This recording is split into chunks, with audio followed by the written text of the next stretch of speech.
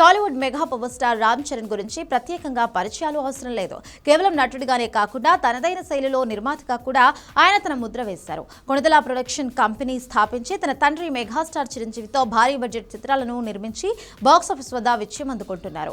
అయితే ఇప్పుడు చరణ్ ఒక ఆసక్తికరమైన అడుగు వేశారు. తన సొంత బ్యానర్లో కాకుండా బయట హీరో సినిమాలకు సమర్పకుడిగా మారి అందరినీ ఆశ్చర్యపరిచాడు. రామ్ చరణ్ నటనలో ఎంత వేగం చూపిస్తారో నిర్మాణ రంగంలో అంతటి ప్లానింగ్ తో వ్యవహరిస్తారు. చిరంజీవి గారి గ్రాండ్ రీ ఎంట్రీ మూవీ ఖైదీ నంబర్ 150తో చరణ్ నిర్మాతగా మారారు. ఆ సినిమా వసూళ్లు సునామీ సృష్టించడంతో చరణ్ లోని నిర్మాతపై నమ్మకం పెరిగింది.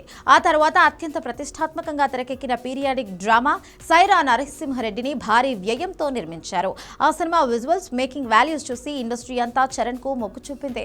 ఆ తర్వాత గాడ్ ఫాదర్ వంటి హిట్ చిత్రాల్లోనూ ఆయన భాగస్వామిగా ఉండి సినిమాలను నిర్మించారు. అయితే ఇవన్నీ తన తండ్రి చిరంజీవి నటించిన సినిమాలే కావడం గమనార్హం. ఇప్పటి వరకు కేవలం మెగాస్టార్ చిత్రాలకే పరిమితమైన చరణ్ ఇప్పుడు మొదటిసారి ఒక అవుట్ సైడ్ హీరో సినిమా బాధ్యతలను భుజానికేసుకున్నారు.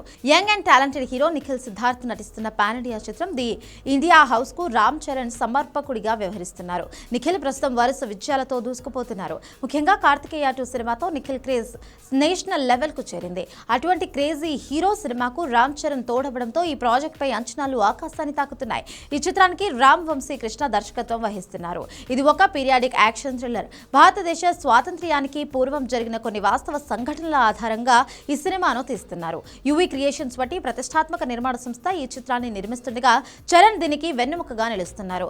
లండన్ వేదికగా జరిగిన కొన్ని చారిత్రాత్మక అంశాలను, విప్లవ వీరుల పోరాటాలను ఈ సినిమాలో చూపించబోతున్నట్లుగా తెలుస్తోంది. స్వాతంత్ర్య పోరాట నేపథ్యంలో వచ్చే యాక్షన్ సన్నివేశాలు ప్రేక్షకులకు రోమాంచిత అనుభూతిని కలిగిస్తాయని చిత్ర యూనిట్ ధీమా వ్యక్తం చేస్తోంది.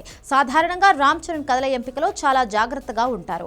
ది ఇండియా హౌస్ కథ విన్నప్పుడు అందులోని కొత్తదనం, చారిత్రాత్మక ప్రాధాన్యత ఆయనను బాగా ఆకట్టుకున్నాయట. తెలుగు సినిమా స్థాయిని ప్రపంచవ్యాప్తంగా పెంచాలనే ఉద్దేశంతో ఉన్న చరణ్ ఇలాంటి కంటెంట్ ఉన్న సినిమాలను ప్రోత్సహించాలని నిర్ణయించుకున్నారు. అందుకే వి మెగా పిక్చర్స్ బ్యానర్ పై విక్రమ్ రెడ్డితో కలిసి ఈ ప్రాజెక్టులో భాగస్వాములయ్యారు. ప్రస్తుతం ఈ సినిమా చిత్రీకరణ శరవేగంగా జరుగుతోంది. అత్యున్నత సాంకేతిక విలువలతో విదేశాల్లోనూ భారీ షెడ్యూల్స్ ప్లాన్ చేశారు. నిఖిల్ కెరియర్ లోనే ఇది అత్యంత భారీ బడ్జెట్ సినిమాగా నిలవబోతోంది. చిత్ర బృందం త్వరలోనే టీజర్ లేదా ఫస్ట్ లుక్ రిలీజ్ చేసేందుకు సన్నాహాలు చేస్తోంది.